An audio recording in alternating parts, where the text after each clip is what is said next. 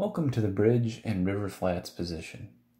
As you arrive, you may park on the lawn or on the crushed stone circular drive. This area was the eye of the storm during the first engagement of the battle. While some modern disturbances have altered the landscape here, including a road and rail cut, for the most part it has remained untouched.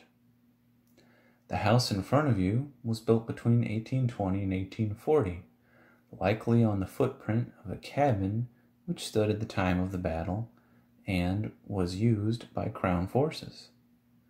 Overlooking the house and commanding much of the surrounding area, you'll notice a rise. At first, both of Baum's light cannon were placed here, though one was later called away to support the dragoon breastworks. This bridge is some distance upriver from where a bridge stood at the time of the battle. Named for a prominent Tory living on the opposite bank, Wilcox's Bridge gave Baum control over the road to Bennington. In addition to this bridge, a river ford further downstream could have also been used to cross. It had rained heavily the day before the battle, so the river was likely high and flowing swiftly. We will now advance to the fields behind the barn. These fields are where the first engagement of the battle was won. The Crown forces were driven into these fields from other posts that had fallen earlier, and, once pressed against the Walloon Sack, finding themselves low on ammunition, and with no reinforcements in sight, they were forced to surrender. Here, too, Baum was mortally wounded, relieved of his sword, and taken prisoner. Patriots hurried him and their other captives off of these fields, possibly hearing cannon fire in the distance that would have heralded the start of the second engagement.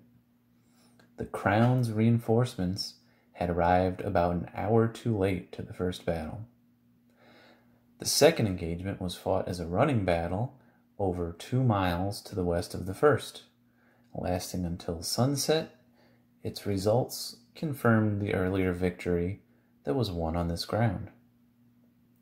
The men who fell here were buried in pits used to store potatoes over the winter, which at this time were open. The exact location of these burials has not been confirmed, though, according to 19th century accounts, it is likely that the remains that were interred here were disturbed. Finally, we have a towering sycamore tree.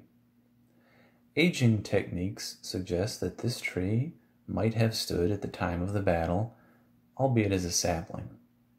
The presence of a tree here lets us know that, unlike other locations, the riverbank at this spot has not migrated much over time.